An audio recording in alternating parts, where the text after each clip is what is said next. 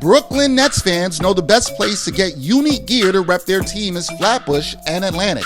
No, not the corner where the Barclays Center stands, but the online store that brings Nets fans the latest styles in tees and hats that you won't find anywhere else. Right now, Flatbush and Atlantic is offering 20% off all merchandise to listeners of the Ain't Hard to Tell podcast. Just visit flatbushandatlantic.com today and use the promo code AHTT to get your discount. The promo code is eligible for customers through July 2019. Flatbush and Atlantic, made for Nets fans, by Nets fans.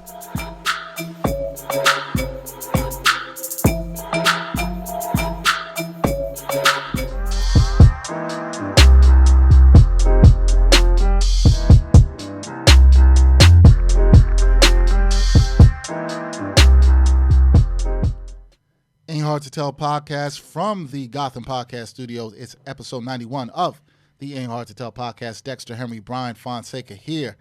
What's up, man? My chair is very squeaky. I'm about to change it. Squeaky? You always got to change something as it started, like as if you didn't know it was squeaky 5 seconds ago. Oh, you did just get in that chair. Yeah, I just sat here because I was sitting here before. Now we're just gonna move this chair off to the side. God, get comfortable. Can't decide on chairs. Can't decide on food. See, this one's not squeaking around as much, so it doesn't sound like I'm farting every 3 seconds. But you do that every 3 seconds in my house. Oh, good. Oh, you one of those people like I can't fart in public? Oh, I do. Oh, I just ain't doing it here. Yeah, I got you. I just had a smoothie, so I'm good. I don't need, there's not. You got enough fiber in your system? Yeah, I'm straight. Okay. When I get home and I have some dinner following the smoothie, it's a wrap. Or if I go to Smorgasbord tomorrow, like I want to, then, it's going to be some problems walking around. For me, for some people. For those people who don't know, and who our listeners who are not in New York, Smorgasbord, really dope places. There are 3 spots throughout Brooklyn. You could go get all different kinds of food on the weekend, Saturday, Sunday. It's basically a food fair that you can go check out. Really dope. I check it out. I go all the time. I take my daughter. She enjoys it. Yeah. So it's good. I want to go. A lot, as usual, always going on in the world of sports, world of hip-hop, world of pop culture, world of politics, everything. Because this is not a stick to sports podcast. But recently, I had some people come for me on Twitter, or try to come for me, because you're not going to win. It doesn't work like that. With the sort of stick to sports thing. Really? What happened? Oh, you're so intrigued. Wasn't aware of this. Oh, yeah, I wasn't aware of this. Well, it was some time ago, I should say. Yeah. Well, my thing is, there's a reason we're getting to this on this episode. This episode. Other than the fact that we had Iron Eagle last episode. Yes. My thing is that there is no way to talk about sports in America without talking about race. There's no way to talk about anything in America without talking about race. However, there are people who would like you to believe that is not the case. There's people who don't want to talk about it because they're uncomfortable talking about it. Yeah. Race is so interwoven in the fabric of our culture here in America, and I will get to that word culture again later, here in America, that people like to use to cover stuff up. It's so interwoven, and people don't want to talk about it because they don't want to talk about the sins of this country with slavery. They don't want to talk about the sins of this country with the Jim Crow era, segregation. They don't want to talk about the sins of this country today, where we are trying to keep certain people from crossing the border, not liking the people that look like myself or Brian in this way. There's a lot of this going on. They don't want to talk about the fact that we have somebody who's sitting in the highest office in this country telling certain people that might look like myself or Brian or otherwise from other places in this country to go back to where they came from. Mm-hmm.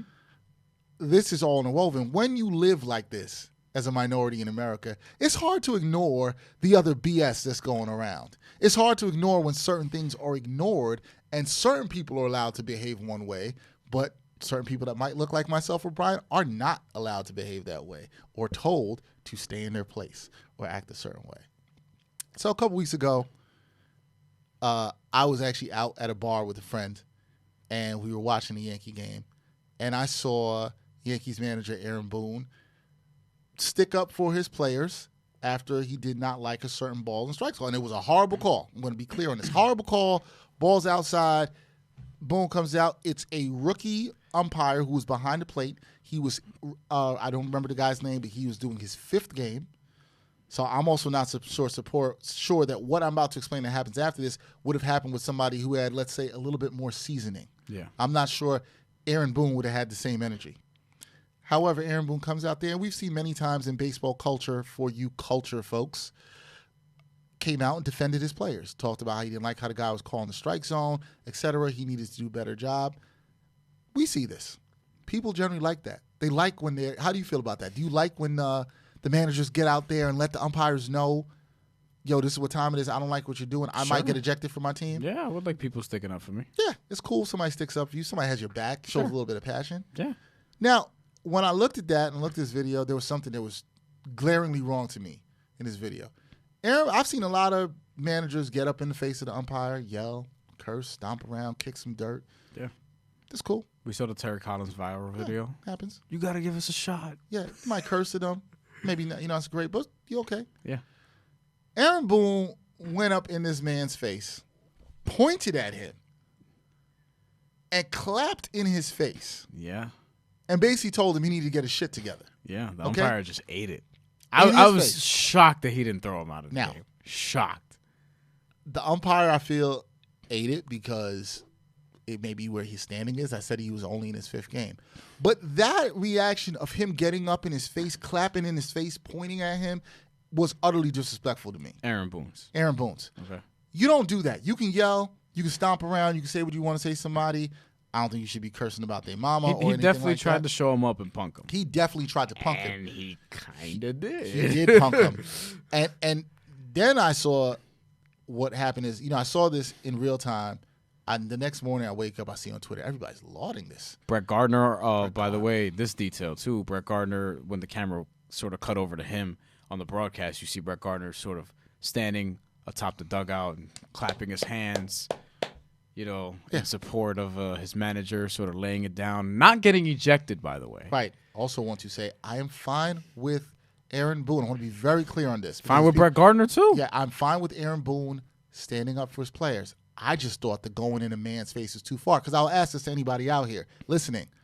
Yeah, some other man's going to come up in your face, clap your hands, and tell you how you need to get your stuff together, and you're going to be okay with it.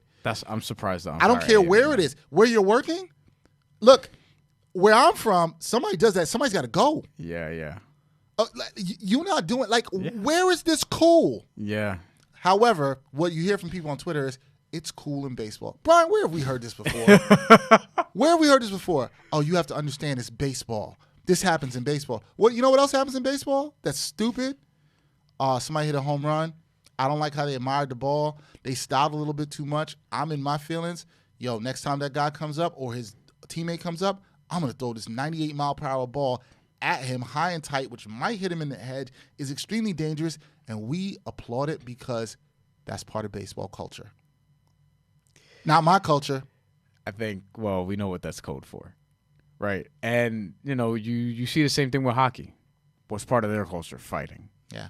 God forbid a fight breaks out of a basketball game. Ooh, we or a football game for that matter. Well, we even know when there weren't fights breaking out of basketball games, and we're not talking about the Malice in the Palace, which was obviously, let's call it what it is. The Malice in the Palace behavior was utterly reprehensible. There's no defending it. There's nothing cool about it. There's nothing cool about it at all. If I can say that's bad, I can also say getting in front of another man's face, which none of y'all who were defending this, y'all definitely wouldn't come in my face and clap your hands and point your fingers.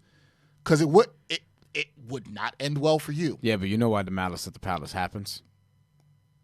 Stuff you see Oklahoma City or Utah. Well, not Oklahoma City, but involving a certain Oklahoma City, former Oklahoma City guard, Russell Westbrook, when he was in Utah. Yes. Things like that. That's kind of how it starts. Well, that is kind of how it starts, and it obviously started with. So that falls into what we're sort of talking about here. It does, but not to excuse the Malice at the Palace, but no. Your point is that just like the players on the field in certain cultures and sports, that is empowered, which is weird to me because it gets empowered by the fans.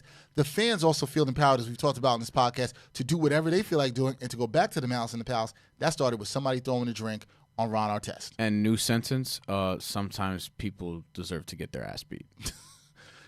Honestly, can we stop acting like... Now, here's the thing. I also say, what happened to Ron Artest and what started it was wrong. I remember seeing that at the age of, however it was, 20, 21 years old, that happened. And it was wrong. And I kind of was like, yo, that person shouldn't have thrown that drink on them. And they should not have. Right. However, as a player, you can't go and attack the fans. Yeah, Ron Artest probably shouldn't have taken it to that extreme. But in the long term, that taught a lesson to probably some fans who might have been tempted to do something. I'm like, yo, there's a cause and effect here, right? That's true. They're like, I understand Ron Artest. That was crazy. He only ended up playing 9 games that season because he got suspended for the remaining 73.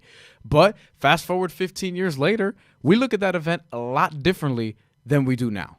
A lot differently. Well, I still look at it as you can't attack the fans. But I'll tell you what, if your point is that the fans now have to think twice about throwing a drink on somebody, because nobody wants. Do you remember what Steven Jackson did in that? Do you remember Steven Jackson cold sliding and cold clocking that dude? I remember Dan Le Batard said this recently on his show, where not recently, but he's said this a couple of times on the show, where basically, I think it was that ESPN had to make their sort of commentators speak entirely differently about that from one day to the next, because on the day after the Malice at the Palace, guys were kind of defending the players in some respects, saying that the fans should have did this, and then they had to like switch their tune because that's not what the company wanted to push for. Well, the reason companies want to do it because they have a deal with the NBA, and the thing is that's the problem. That's the problem with attacking the fans.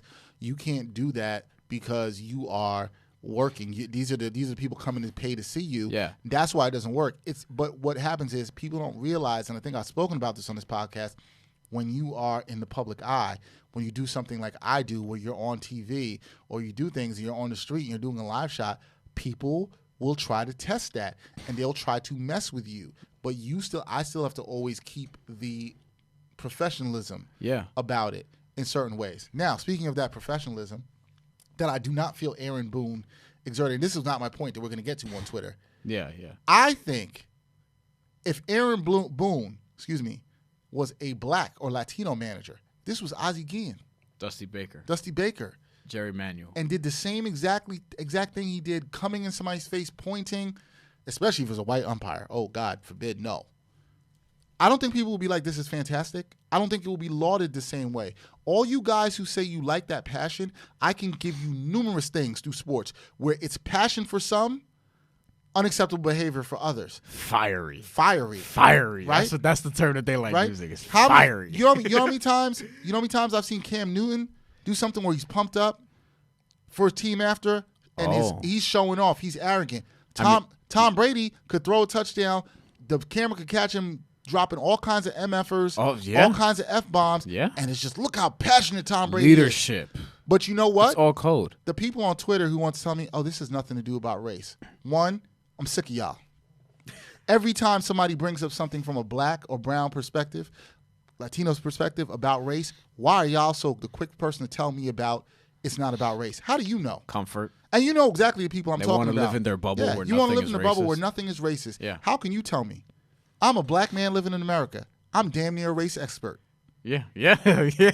Like, I have to live with things. I have to think about race every minute, every day of my life and what I'm doing. And you have the nerve to sit and tell me, why are you bringing up race again? Why does it always have to be about race? I mean, I get why it doesn't have to be for you. If I was white, it wouldn't have to be. It's easy and comfortable for me to be like, I don't have to think about it. But in that case, just mind your business. The fact for you, no. But they have to let me know. Because let you know what?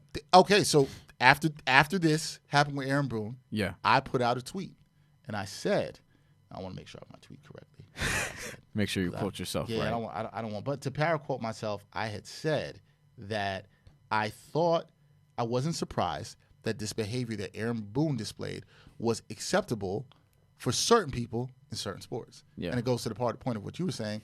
Baseball, there's a culture that accepts it for certain people in that game. Yeah. Hockey accepts a culture of fighting, and it's supposed to be okay. But I bet it could be the same hockey fans who watch NBA and two NBA dudes get up in each other's face and they're labeled thugs. We've seen players labeled thugs. I am not throwing that word around. Does anybody remember the Portland Jailblazers? Yeah. Does anybody remember the names around those teams that were called? There's a history of coded racist language around many things in sports. Yeah. And people try to act like I forgot. You know why I can't forget to all you people on Twitter? Because I'm black. Yeah. So I've seen it. I've seen it happen over and over again. And I'm going to say, if you choose to ignore the issue, if you choose to not say anything about the issue, you're lost. And you're complicit in part of the problem. If your first defense to me is to tell me, oh, well, if this was Dusty Baker, this would be, I would say, okay, go look at Serena Williams when she's been on the court And not the Naomi Osaka stuff, but look at times when she slammed a racket.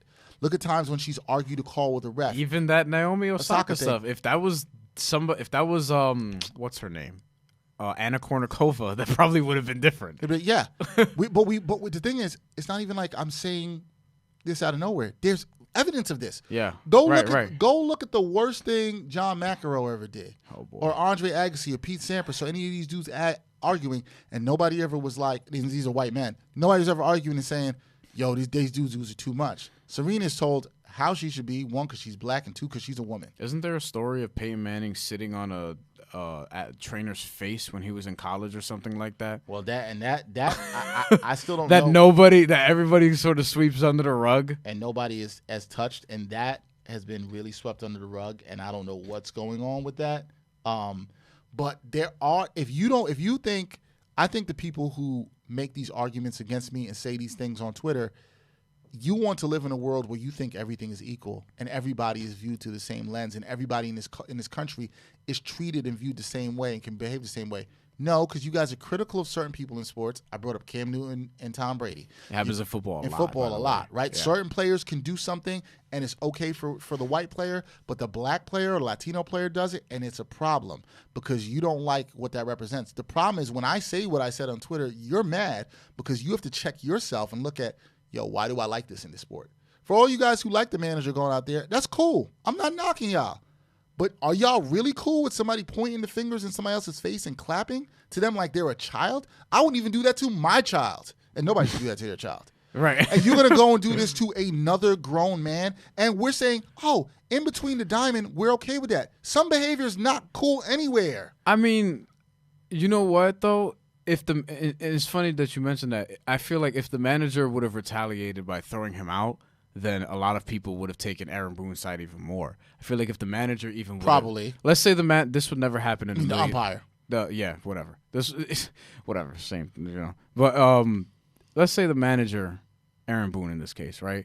Let's say he did this to an umpire, and the other umpire was actually talking back to him. What if it got physical, right?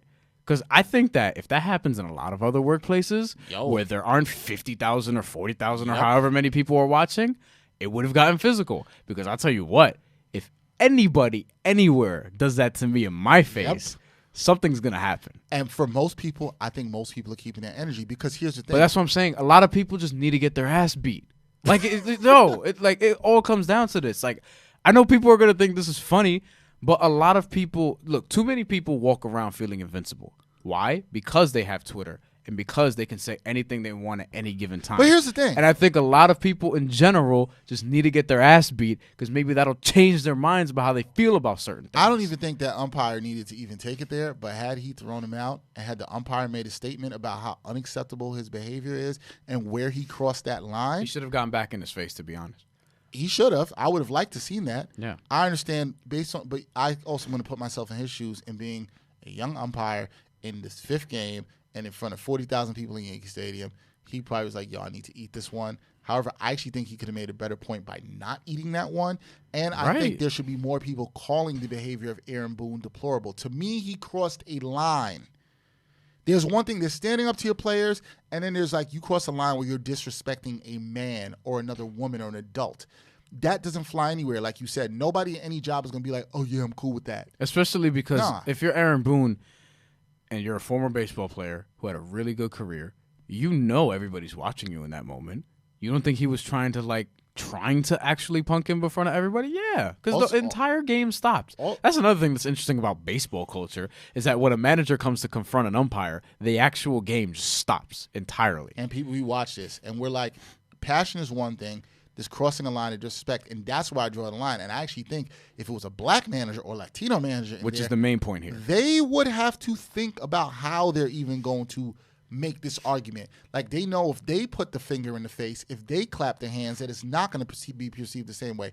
If you think that it is, and you live in America, then you're living with your eyes closed in a fantasy land. Because even Stevie Wonder could see that that's not how it would go down. Here's the thing. Ozzie Guillen will just do it. That's the thing I kind of like. But he would have got ripped for it. Oh, that's yeah, definitely. I think Ozzie Guillen still would do it because Ozzie Guillen is a gangster. And I don't think Ozzie Guillen gave a damn. But that's what they hated But about yeah, Isaac yeah, Ginn. exactly. We laud the white manager who doesn't seem to give a damn, but when it was a Latino one, it's like they got to put him in his place. That's the problem I have here. So don't give me that if this was Dusty Baker or Ozzie Guillen, the same thing would have happened and he would have been revered the same way. Oh, I think there's fans that would have liked it. The argument's not whether they would have liked it. That's the issue I was having with people on Twitter. The argument's not whether fans should like the manager standing up for players. The argument is, did he go too far? Is putting your hands in somebody else's face too far? And if this was a black or Latino dude, would this be celebrated? You have people on here calling this fantastic. What's fantastic about it? Do you think Ozzie Guillen is blackballed, by the way? Yes. Because I remember. Well, he did have some comments, man. He had the Castro LGBT thing when he was in like Florida, but I think still with his resume. I mean, if he were a white dude, he'd probably be a manager right now. Probably. That's another thing. He had 2 manager jobs, and the other one was cut short because of the Castro thing, which you can't say that in Florida. I mean, come on. But 7 years later, if your point is that he's not going to get the second chances that other people are, yeah. That's another thing that's true about America, but people don't want to talk about that because they'll be like, oh, well, it's just this thing. And it's like, no, we've seen people in all professions do really bad things. And what I can say is sometimes when you got the complexion that works, you will get certain second chances that other people won't get. I mean, let's start from the top. Look at 45. Yep. And everything that he's done in his career and his livelihood. Yep. And he's still out here, regardless of all the sexual assault allegations and every comment that's, racist. It's not even perceived as racist. It's just flatly racist. Which people need to step up. And he's getting the ultimate pass by continuing to be the face of this country. But where we can't be lost on these things, and let's give a shout out to Dan Le Batard, who recently also called out the leader of this country for his racist comments, is saying things when you see the bias. I have a healthy respect for people when they do that. Jamel Hill was doing that when she was at ESPN. Dan said that on his show recently and called out the racist comments from President 45. And here, when I see a bias and I see this going on, I'm going to say it. Now, y'all don't want to talk about it in sports because y'all want to be on your stick to sports stuff, or you want to act that race has nothing to do with it. Remember, people like sports because it's their escape. And they want to live in a bubble that they can literally escape from whatever's going on in their lives. That's cool. Go play the show. That's cool. Go play the show and do that. Go play Madden. Go do that. That could be your bubble. Like, that's your bubble. But when it comes to the stuff we're talking about, the real here, it's going to get talked about. These issues are in sports, all up and down. But I think now we're starting to realize it more because we do have some more minority voices in sports that we had before. We have more players willing to talk about it than before, whereas it was always kind of the same. Everything was sort of whitewashed, and now things are the pendulum is swinging. Well, and I think that's why you get the response like I have on Twitter, where people don't like that. Where the first response to me was, if Dusty Baker did, we'd applaud him, and I expected that response. I was actually surprised it came as later as it did. Then you had somebody who then tried to say, which is the next thing to do. This was classic to me. The things I saw on Twitter was classic. Somebody says something is an issue from what black people feel every day, and the immediate reaction was to try to suppress that, not to try to understand it, not to try to understand the points, to tell me you don't know what you're talking about, which is hilarious. Like, you have people from other cultures tell me, I don't know what I'm talking about, and I'm black and living in America.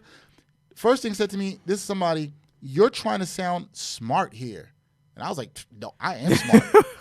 What That's the thing. On Twitter, it's like those things are just hard to win because it's like, look, I've said this a million times on this podcast. I don't worry about winning. But it's not even that. You're just like I can't help you if you're stupid and you refuse to not be stupid. You know what I mean? Agree. Like, a lot of stupid people just don't know that they're stupid. So we could just leave it there.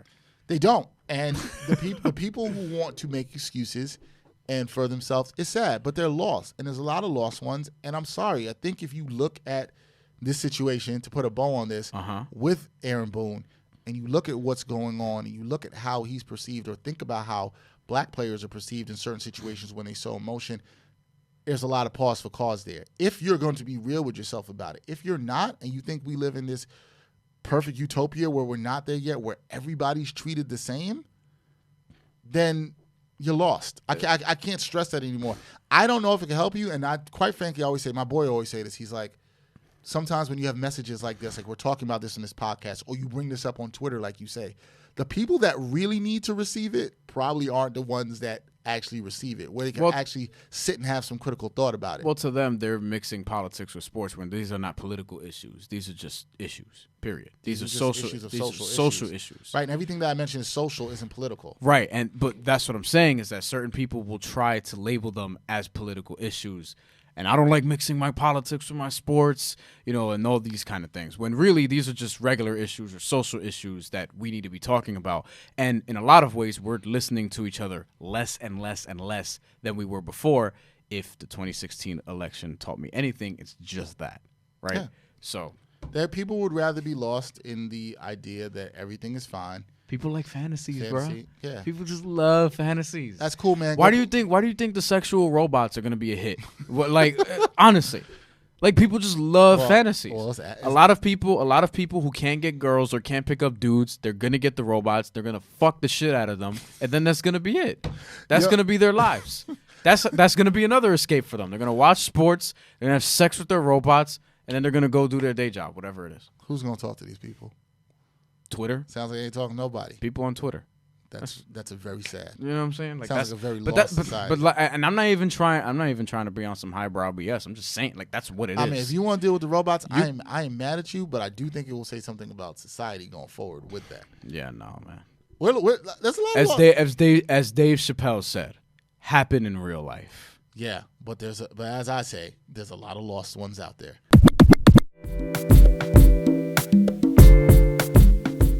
The third season of the original sports web series, The Sports Walk, is underway. The YouTube hit is giving away a $50 Amazon gift card to one lucky viewer of the show or a listener of the Ain't Hard to Tell podcast. Who knows? It could be you.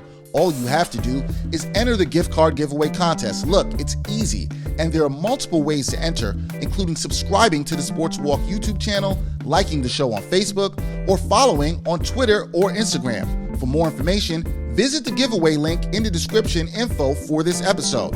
Good luck as the contest ends August 15th, 2019. I just believe in us creating things that people want. He might have some ideas. What do you think? Yeah, exactly. Yeah. Okay. A lot of crap I hate. Welcome to Side Hustle. I'm your host, Brian Fonseca.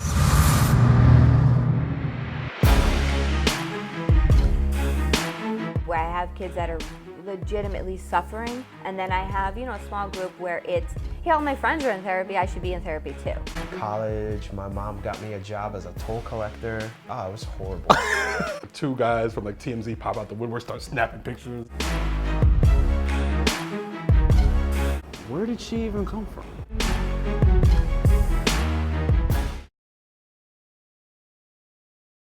Speaking of lost, these tapes. How about it? Tapes. Lost Tapes 2 by Nas came out. Now we got to go back because a week before its release, Nas dropped the first song off the album. Now there had previously been a snippet, which Brian and I both heard, a static selected producer, which ended up being Lost Freestyles, which is fire. We're gonna end this on a good note. But all I want to say is that this song that Dexter's talking about, it's a 3-minute and roughly 30-second song. I could not make it to the second minute of the song. Thank God I reserved judgment because the rest of the album, we're going to get into it. And I told you, because you were like, I hope the album's not like this. I was like, whoo, boy. The Ja Rule of rap, the first song that Nas released, I can undeniably say one of the worst songs Nas has ever made. I mean, it fits perfectly on Nostradamus. So it's like Zone Out. It's the Zone Out. Zone Out is better than Ja Rule of rap. Oh, wow. Damn. And I do not like Zone Out. And there are some Nas fans caping for that song, saying that it's, you got to understand, he's doing this and this, that, and it's jazzy and all this stuff. I understand what he was going and this is why some Nas fans get a bad rap. No. This is why you can't call me a Nas fan. There's a difference between understanding what somebody's going for and caping for everything they do. No. And then them not executing. Oh. You can go for something. That doesn't mean you execute it well. Nas tried. He tried it. He tried. He attempted. He just shouldn't have put it out. I don't know who are the people that was like, yeah, go for it. I mean, yeah. A lot of people attempt shots in the NBA, but you don't want them shooting it. No. Yeah. So, anyway, we got past that song, which will forever... I thought of 5 names right there. Which will forever be automatically skipped. Yes, because that song was just... Did not save that on mine. The and it's funny because he's the producer of that song is the only producer I've never heard of. I don't know how to pronounce this, but Charlie Black, but instead of a C, it's an X. Is it Zarly? I don't know. And Nas. Apparently Nas also helped produce that. Yeah. He also helped produce One Mic though, so I'll say that much. Like One Mic, this is not. I can say that. But One Mic, this is not. But the rest of it, No Bad Energy, Lost Freestyle, Fire, Tenacia, good song. Highly Favored. I'm not going in order. War Against Love. These are just all the really good standouts. Queen's Wolf. You like it never ends more than I do. I do more than you do. I don't love it, but it's good. It's early. Let's just say that too. We've both listened to this album about 3 times. Yeah, about 3 times. So this is an early sort of. And I think it's good. I think it's a very good. You project. Mean the World to Me, which is old Kanye. And for Nas fans who like myself, who had like a lot of Nas Lucy's, this is an old song. You knew it as The World. You've heard it for years. But to finally get it in a mastered version is really good. It's a really great Kanye sample. Old, basically. It's a sample that builds up with the volume throughout. Nas with a really good story. So this is like graduation Kanye, more or less. Yeah, because this around Hip Hop is Dead. This is like 2006. Graduation was 07 and 05 was late registration. So this was that era of Kanye. Yeah, really good. This is when Kanye was Kanye. Yes. As opposed to, dude. Nonsense, yeah. The dude who wears a red hat and kneels down before the president of the United States in an effort to do whatever the hell he is doing. I don't know. Beautiful Life should have been on Life is Good. Which is a fantastic I love song. Life is Good. It is Nas's second or third best album. Beautiful Life should have been on there. It's a really good album. It's really good. It closes this very well. Wow. My only thing with this project, I would have tightened it. I probably would have taken out a couple songs. I think if it was a 12-track album, it would have been better. It would have been closer to get the Ja Rule of rap out of here. And that brings it down a lot. Like that has a lot to do with where I have this album at probably like a 7.5 out of 10 upon 3 listens. If you probably took Ja Rule of rap out of it, just that one song probably definitively brings it to an 8 for me. And then I think if you cut down some other stuff, I'm already at an 8. Yeah, Definitely at an 8. I'm not there yet. I'm definitely at an 8 already. Yeah, but damn, Ja Rule of rap, do you lose? How many points do you lose for that? Like 1 whole point, half a point? It's so bad. It's like 1 whole point. Oh my god! It's that bad. It's that bad. It is that bad. Yeah, listen, I cringed. Like I cringed a lot. I just couldn't take it. I was just like, whoa, boy. I was like, It's like when you jerk off and look in the mirror. What? You want to act like that never happened because you're disgusted with yourself. But who? Wait. No, after you're done. After you're finished. You don't get what I'm saying, do you? I do. Now I understand that it wasn't while you were doing that. No, after. I just don't understand why you were disgusted with yourself. You're like, yo, I did what I had to do. But you don't get. All right, we're not gonna get into. Yeah, no. Why am I disgusted with myself? I did what I needed to do for the time. Look, all right, story. whatever. You didn't get. You didn't. I don't think you under. No, I don't. So the Ja Rule of rap. Wow, that took a left turn. When you jerk off and look in the mirror, you're disgusted. After the fact. After all right. you Anyway, disgust yourself. so yes, I listened to it's it. not great you had to do it. I couldn't get. Look, all right. I couldn't get through the song. All right. I just acted like it never happened. But you got. And then I went on with my life. Which is what you could do after you jerk off. You could just go on with your life.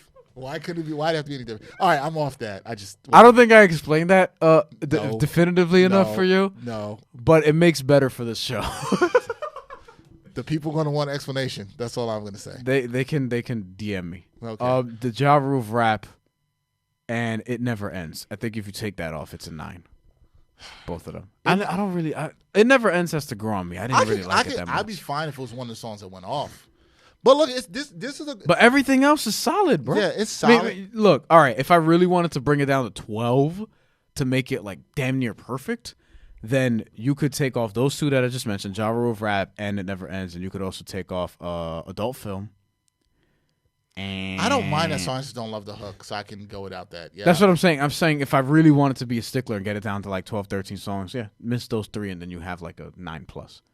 Yeah, it's not as good as I don't really like doing this all to compare something. It's not as tight and good as Lost Tapes 1, but it's a very good project. No, it's very good. It's good. Some good songs. I would say the best songs on here are Probably better than the ones on Lost Tapes. Maybe. Wait, the best songs on Lost Tapes 2 are better than the best songs on Lost Tapes 1? I was like, maybe. If you No. if you take the top 5 from this and the top 5 from there, you have No. a discussion. You have a discussion. I actually don't think so. You have a discussion. 'Cause You I, don't think so? I think there's Beautiful like, Life is really good, man. Beautiful Life will crack it in the top 5 of either, but I think that this isn't better than like Do Rags, My Way, Purple, Maybe. Drunk by Myself. What about Those songs are really good. What about War Against Love though? That song's good. I think Maybe you need to sit with it a little more. Maybe You'll I come do. around to that, but I think the outstanding songs on I'll the still- first one I'll are st- better than the outstanding songs in this one. I'll most likely still say Lost Tapes 1 is better. Oh, it's definitely better. But I'll sit with it a little more and see what happens. This is gonna be up there in the album of the year conversation for me. 1, we haven't had that many great albums. 2, this is good. Like even with the Ja Rule of rap, and it's still really good. It is. It is still really good. Like I said. can definitively say I could be like, all right, Nas is back. It's funny. Nas is back with old unreleased stuff. That's what's funny. That's the thing. Now that I know where you're going. I yeah, know where you're going. Right it's now. like I know where you're going. That's the thing too. Like, cool. All right, the Nasir thing came out of nowhere. Wish we didn't have that. But whatever. I need to go back and listen to that because ever since Jamal told us that he actually sat with it more and he started liking some stuff. But with me, it's like I have no reason to go back to that Understood. ever. Right? There were like 2 songs I liked on that. Maybe not even just 1. And I kept it for a little while, and I was like, I don't even want to think about this, right? That, and then Lost Tapes 2, I'm like, all right, cool. We got the compilation album. Where's the real album? The Nas album done album. That Nas and Brian, I spoke to Brian the other night before we did this, and Brian was talking about how he was mad about the New York Times article he read. Yo, 3 years ago, we were sitting in an office in a location. We see this article come out in the New York Times. This person went to his block on Queensbridge. He was hanging out. It was a nice New York City summer night. Nas is just chilling. He's talking about the album. 2 more weeks and it's going to be done. This is 3 years ago. Yep. Since then, he's given us Nasir and he's given us Lost Tapes 2. At least he's giving us music. Right. And at least this second project is really good. Where's the real album? All right. Yeah, they're supposed to have all the Swizz production. Where's the real album? I don't That's know. what I want to know. Are we getting it in 2020? Because we're not getting it in 2019. Why not? How do we not know? Probably not. But we don't know. Nas doesn't drop twice in a year. The one time he did that was like 99. I am in Nostradamus. And 2002, Godson and Lost Tapes, which went way better. see? than I Am in So there's Nostradamus. precedence for having a Lost Tapes and a album the same year. I mean, yeah. There you go. I had to think about that. Why can't that happen? I think they again? were 3 months apart. Are we getting it in September? October. Because Lost Tapes came out when May-ish that was of that year? No, I thought okay. No, we're No, gonna, Godson came out first, right? we're gonna get informed. No, Godson was December. That I I know thought it because was it was like- almost a year. See, exactly. I remember Lost Tapes was in the fall because I just came back from my sophomore year September of college. 23rd, Yes, I remember 2002. That. I remember I just came back from my sophomore year of college. I remember that, and I was bumping that heavy. I was 8 years old. Yeah, Godson was December 13th, Wow. so a little less than 3 months after. you were in the 3rd grade. Wow. Yeah, I had just gotten to the 3rd grade. Wow. I was already cursing in school. Yeah, and you were listening to My Nas. brother was driving me around. We were blasting Made You Look the following summer. You realize you make your childhood sound so Reckless? yes. But we all want to know more about it. Yo, I have somebody we could bring up here who has known me since 2nd grade, I can't but wait for that. she got to get it together. We try to schedule this. We gotta get that. All right. Well, one day when I have somebody who knows me for a long time that's sitting up here, you're gonna be asking all kinds of questions. They ain't telling you shit. You're gonna have more interesting questions than I am. Oh, do I have questions? But yeah, guys. Oh, we actually got to wrap this up. Yes, but, we do. But yes, I have questions. Lost Tapes 2. I'm high on this. I think this is. There's already a few Nas projects I could say definitively this is better than Nasir, Nostradamus, Untitled. Yes. Might say Hip Hop is Dead. Yes. Does it stop there? Probably. I don't think it's better. Well, his body of work is really good though. That's not to undersell some of the other things he's done. Now, Street's Disciple. That's tough. That's tough That's tough off the bat. It probably is. Streets because Disciple it's is probably something a that little would have been tighter. Yeah. Than but it's not by much. I put them in. They're kind of in the same range. But it's in the middle of Nas's albums. Yeah, I agree with which is a really stellar catalog Yeah, I'm that fine with that. a lot of people would say is the first, second, or third best ever. Yeah. Fine with So, like, this is good. We're gonna sit with All it right, a little more. let us know what you think of the Lost Tapes 2. We're enjoying it. We'll see how we feel with it more as we go on throughout the year. All right, episode 91. So we got Numbers 91 has to start in the obvious place of John Tavares. hockey. We're fighting Well, is acceptable. you surprised me with Sidney Crosby before, so I don't know what you're capable of here. Hey. Let's keep it in hockey. Steve Stamkos, Steve Stamkos. Tamba Ali, Mm-hmm. Cameron Wake, who I really like. Mm-hmm. The limited time I watch football nowadays. Although I am getting mad in August. More on that later. Justin Tuck, I'm not. Justin Tuck. Shout out to Justin Tuck. Leslie O'Neill, who you actually know, Justin Tuck, by the way. Carlos Gomez, who's wearing it right now. Yep. Kevin Green. All right, now let's get serious. We got Ron Artest. Oh, I forgot about Queensbridge Ron. Yeah, 91. I feel like he kind of has to go with this 91. episode, though. That's very true. He kinda In has more to- ways than one. Yeah. But I could also make We've it. referenced him twice in this episode, and he's tied to the rappers album we're talking about. Like, yo, it's gotta be Queensbridge Ron Artest. When did he wear 91? Was that 1 year with the Pacers, right? Yep. He also wore it with the Bulls too, didn't he? No, Rodman wore it with the Bulls. I don't think he ever wore it. Dennis Rodman, thank you for He bearing wore the lead. 37 with the Bulls. So And last but certainly not least, Sheldon Richardson, Sheldon Richardson. Rookie of the Year, formerly of the New York Jets.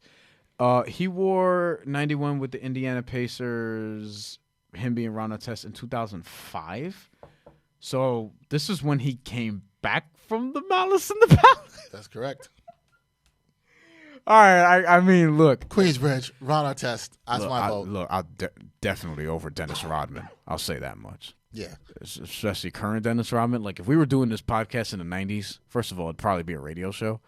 You know, there was no such thing on as WXKYZW or something like No, that. it'd be WBLK. That's what it'd be for me. That'll piss some of y'all off out there. WBLK. I like that. Does that actually exist?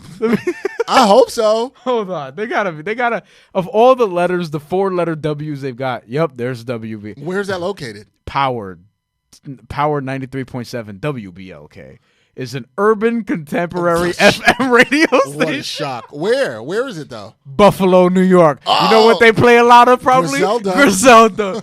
Do, do, do, do, do, do. Yo, WBLK. Okay.